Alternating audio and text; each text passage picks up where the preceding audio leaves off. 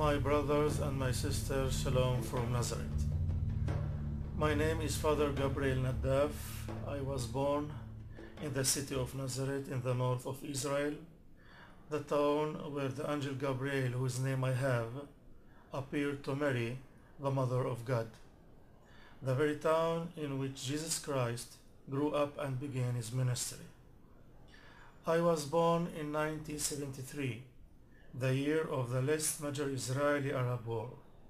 I grew up in what you know as the conflict. Nazareth is an Israeli city of Christians and Arabs. I grew up not knowing many Jews. As a child, the Arabs told me that we did not have good relations with the Jews and that it was our land, not theirs. They told me that the Jews were dangerous, and I believed them. But after high school, I went to live with my grandmother in Haifa, an Israeli city of Jews and Arabs. I began to work and meet with the Jews. Every day I was around Jews. I worked in Jewish hotel and was successful, and they sent me to training courses. They visited to me. I saw that the idea that I needed to be scared of Jews or that there was something dangerous about them was simply not true. The myth was exposed.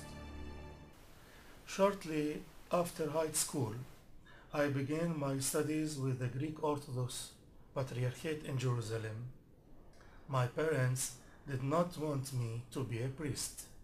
They wanted me to be a doctor or lawyer. My mom said I was too handsome to be a priest, and I said, what? Only Anglo men can be priests? So I began to learn. I learned that we as a people, our roots are from the Jewish people. I learned that Jesus Christ was Jewish, part of the people that Moses led out of Egypt with the hand of God. Joseph and Mary, who raised Jesus Christ, were Jewish and knew the scriptures. Our prayers are the psalms of King David and the words of the Bible, including the 5 books of Moses and the books of the Hebrew prophets. I learned that Jesus spoke Aramaic, the language of the Jewish Talmud. I understand that Christianity is bound to the Hebrew Bible, the Tanakh, and cannot be separated from it. This is something that the Arabs never told me. I wanted to learn more. So I asked myself, what is different about a Jewish life in the Holy Land and a Christian one? Do we not all share the same rights, the same freedoms, the same democracy? We do. So what is so bad about the Jews? They give me what no another Middle Eastern country will give me: freedom, equality, and security.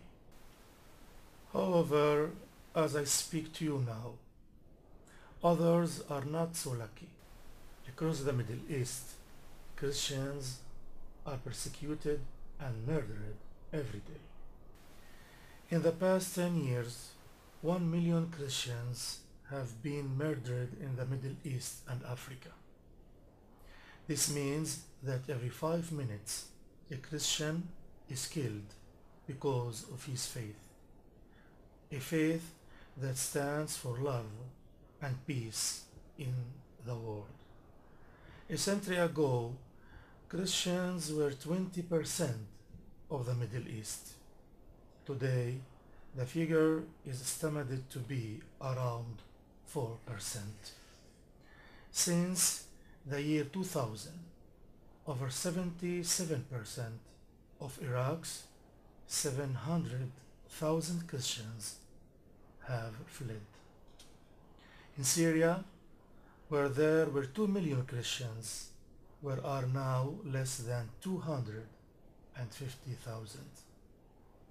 Those who remain exist as second-class citizens. They face discriminations, physical threats, and have been subjected to the worst of crimes, rape, execution, and forced conversions. Why? Because they believe in a different faith, a faith with a universal message of love and peace for all. This does not happen in Israel. Israel is the only place in the Middle East where the Christian community is growing. In the 1970s, the Israeli Christians community was about 56,000 in number. Today, we are more than 160,000, mostly Arab-speaking. The polls show that we are the most educated community in Israel. There are many Christian doctors, lawyers, and professors that work in Israel.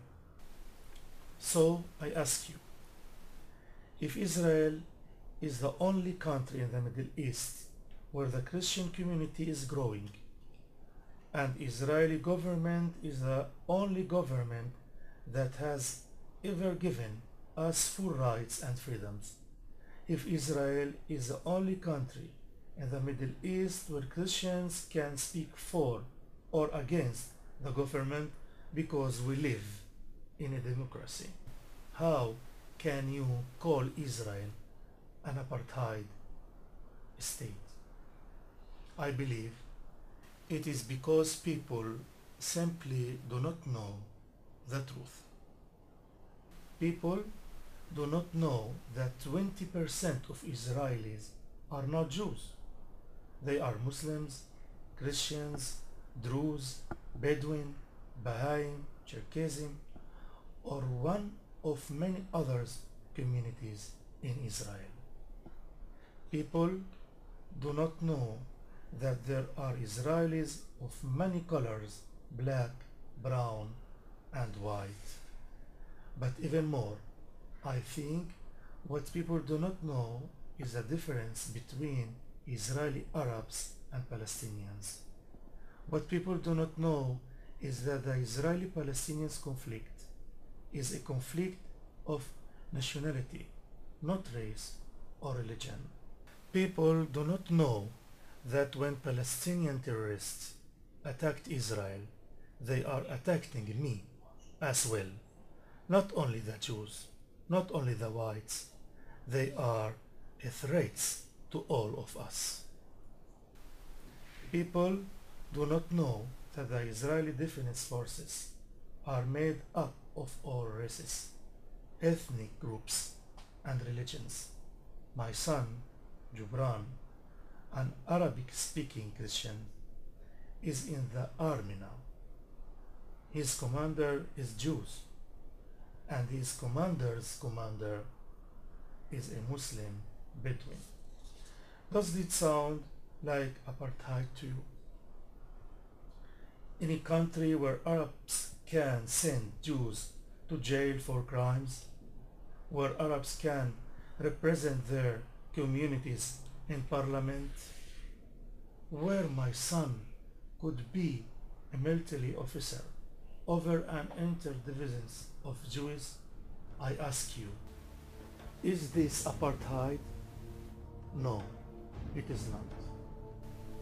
I am Israeli and proud to be one. Israel gives me and others so much freedom, rights. It is my home.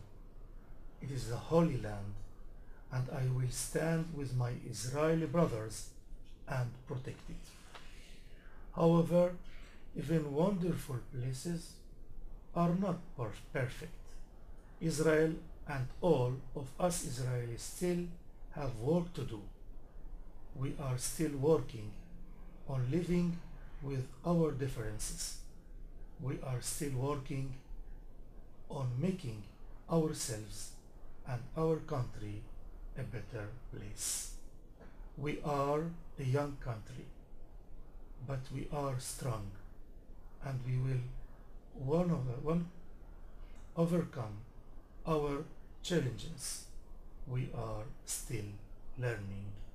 So I welcome to listen, to learn about Israel, and to get to know my country, Israel. Thank you. God bless you all.